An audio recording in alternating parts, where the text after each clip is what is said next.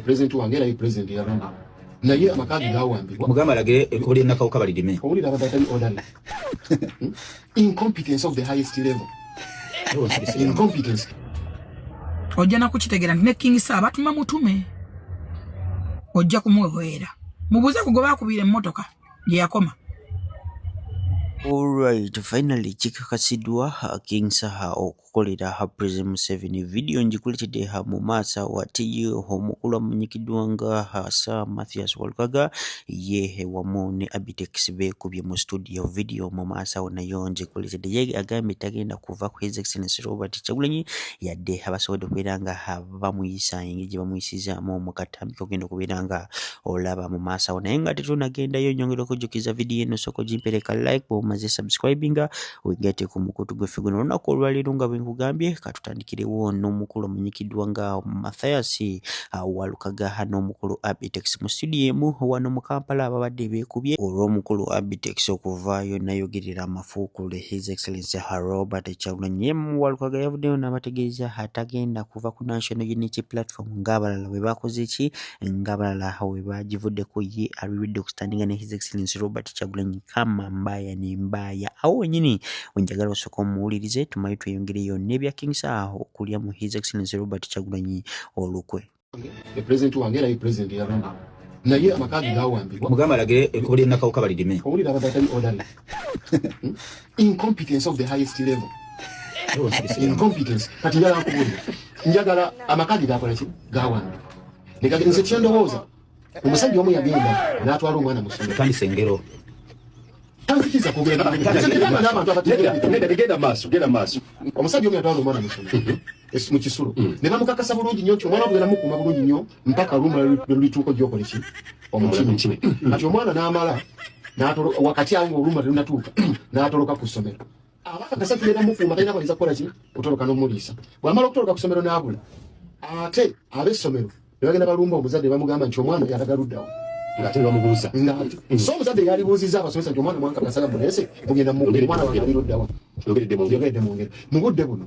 kakati ffe twalibadde tubuuza kubanga Kyagulanyi bwe yamala okubeera duly nominated by electoral commission yaweebwa security emukuuma n'abe takyali muntu wa bulijjo gavumenti yemukola ki yemuvunaanyizibwa ekimutuukako kyomubuuza ssomero kati tuli mu kubuuza ssomero ye gavumenti tubuuza essomero omuyizi ali ludda kyokka ate kati security yeri mutubuuza kwa Abitex wa security yali mutubuuza propaganda wawe ndo mulaba yali mu propaganda yagwako sali mu kutubuuza security twagala mu kama Kyagulanyi gobadde okuuma gwa security ali ludda wa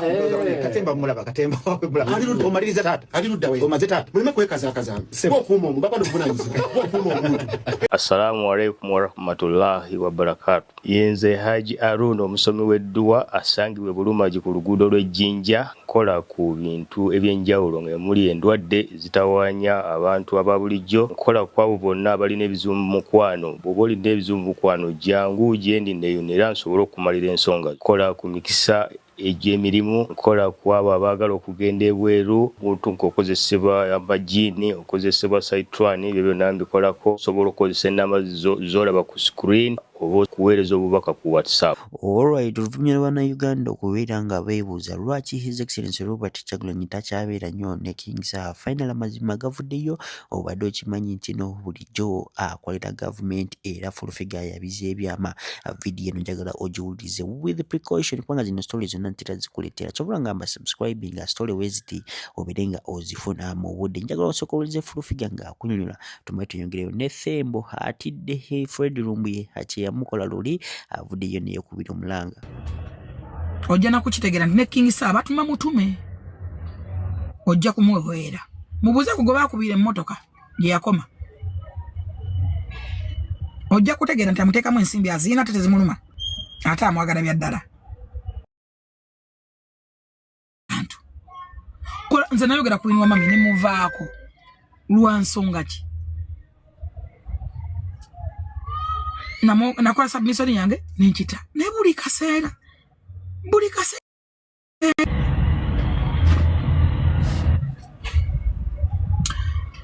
abantu mbajjeeko amaanyi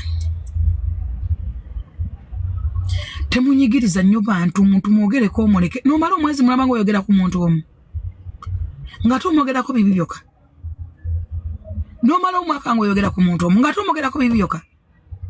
Teri muntu mulungi mwenga mulungi byegina yenna. Ate teri muntu mubi yenna. Omuntu abayo n'ekirungi n'ekibi. Tunuulira ku birungi ebiri ku muntu. Mwogedde ku muwala apo n'afuuka. Mwenna ne mukuba omuwala omu. Mote mwebunye lwaki mukuba omuwala omu.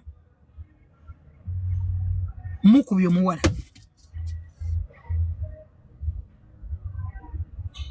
Mukubye Winnie wa mami. N'ata mwenkana, n'atalina wasula, n'atalina kyakulya ali ku Winnie wa mami. Omuwala yabakola ki? Okulwanirira kala yayikalya ye nga yeyimusa. Bwaba gwe TikTok wajjako n'ekulemera okubako kyofunako ye alina kyajjeko muleke. TikTok okubaddeko abantu bangi balavu masaka bafuka ba businesswoman bavuga BMW. Kati bannalongo. Ebyayita byomumanyi nti yali kadama byo byayita bye. Laba kati byali tulaba biri. Wino mabe wale omumanyi Yesu wale omumanyi kati celebrity full stop as simple as that. Lwaki ofiira ku muntu? Lwaki olemera ku muntu? Mutaddeko bannammwe amaanyi mangi. Njagala okwogera ku chicken nga nesegama ku mazzi. Oluvannyuma lw'okubeera nga mpuliriza eyo story nzikiriza His Excellency Robert Kyagulanyi yakyasinze intelligence mu Uganda oluvannyuma lw'omukulu amanyikiddwa nga Ashba Katonda Kubejo okugamba nti eno yali Bobi Wine yali akimanyi nti eno yamitinze His Excellency Yoweri Kaguta Museveni even before him telling him kitegeeza ki omusajja byaddala intelligence kabadde nayo okuva edda nedda. Video yino njagala osooka owulize omukulu Thembo wa UCC nga ageza kubeera nga akunyonyola biki Fred Lumbi byamwogerako era awo bomuwuliriza bambi naye ebyaddala yatidde yadde yagambye nti buli omu ajja kufa so atatidde nnyo. Video iyo njagala kubeera nga ngikupulayingira nyongera okujjukiza tana subscribinga wegete omukutu gwe Fegolo. Njagala kumanya ebirowoozo byo mu comment section oli ku side yani side ya Fred Lumbi oba side ya Honorable Thembo Nyombi. Era yakimaliriza anjagaliza na kufa singa ekikompola kijja nekinkuba munaku nga nnyo emabega mubadde mikwano gyange mumpeereza obutambi obulaga omukulu omu abeera ku mutimbagano kuno abadde ansabira okufa. Omwami oyo oba mwami kale mwami mulaba mu feesi alabika ng'omusajja leka tumuyite mwami Lumbuye ansabira okufa agamba ndi kata nga negye ndi tamanyi nayo wankubadde yaga nti afuna bwino muyitirivu olugendo lwange lwafuna obutagatta kugenda gye nali ngenda kukola mirimu gya ggwanga e Barcelona nga ndi Dubai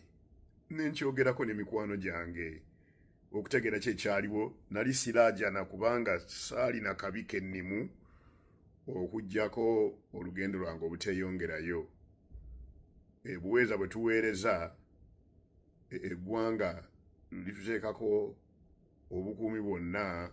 obuli mu insurance obuli mu kiki engendo zange ne bwe zitaataagana mba n'obukuumi obw'eggwanga lyange. Consular services e Dubai gye ziri bwe mba njagadde consular services embassy yaffe gyeri Dubai nsi ya mukwano naffe ntambulira ku passport ey'abakungu abakola emirimu gya gavumenti manyibwa buli wemba ndi saalina kulaajana kwonna nali nnyumyamu bunyumya na bannange kubategeeza kikyali kiriwo naye mukulu Lumbuye ye yalowooza nti nali ndaajana era yakimaliriza anjagaliza na kufa singa ekikompola kijja nekinkuba mu hoteri mwe nali. Katonda tasobola kuddamu ssaala z'omukulu Lumbuye kubanga Katonda akimanyi nti ffe tukola mirimu gya gavumenti era emirimu gye tukola tetutunda bbalaafu kubanga atunda bbalaafu munnange buli omu omusanyusa omuli wa bbalaafu. Emirimu abamu gye tukola girimu okukola okusalawo olumu okunyiga abantu abamu osobole okukuuma eggwanga lyaffe ffenna lye tweyagaliramu naawe Lumbuye mpulira naawe oga nti oli Munnayuganda kimanyi oyagala nnyo okuba Munnayuganda wekanga ne passport olina ya Uganda ffe gye tuli bapakasi ba ggwanga tusalawo olumu okusalawo nga kunyiga kakati gwe bw'obanga emirimu gye tukola nga tugikolera mu mateeka otwagaliza kufa ate kati kuggwe Lumbuye singa buli gw'oyagaliza okufa Katonda addamu essaala zo ndowooza mu Uganda mwali sigaddemu banywi banjaga bokka kubanga gw'olabika abo bw'olowooza nti nno bakola ebituufu buli muntu alimu ku mpeke e Uganda wano ndowooza omuwalampye omwagaliza kufa yoba gw'oli muntu ndowooza gwe tolifa gw'olowooza tolifa kankubulira oba tokimanyi ku nsi teri atalifa ebweru teremerwa era nyombi nkimanyi nja kufa ng'abantu abalala bonna be balifa ekyo tekirinaako na mutawaana gwonna naye Katonda tasobola kulira ssaala zo ne bwe mba nfudde olwaleero batazzeemu ssaala zo entuuko zange ziba zikoze eki ziba zituuse n'olwekyo lema kutawaanamu ebyo mb'osaba Katonda ffe tukola mirimu gyaffe tuweereze eggwanga lino nz'omu ku abantu abalina record ku myaka gye nnina abaweereza eggwanga lino ebbanga ddene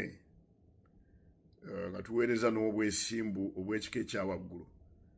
kati mu myaka 38 nga mpeereza eggwanga lyange ate era nga nkyalina amaanyi nkyaweereza mmwe abali ku mulimu gw'okulabisa eggwanga obubi Katonda ayagala nnyo Uganda kubanga emmoto yaffe is for God and my country tayinza kuddamu ssaala zo era ebikompolo obweddambira banga bikuba eri nga nti Lumbuye ndowooza asaba nti awo embadde nga sirinawo gy'ogamba navuddeyo nadda kati ndina ku mirimu gyange e London nene bwe mbeera wano nenva mu lifuti nenfa si ssaala zo ze ziba zinzise entuuko yange eba etuuse n'olwekyo ebyoyogera bya mpewo ffe tebituyugula ttama n'abantu bange mwenna temufaayo kwabo abantu abafaana be batyo temubafaako omulimu gwabwe kulabisa bi Uganda ffe bwe tuli tuweereza ggwanga lyaffe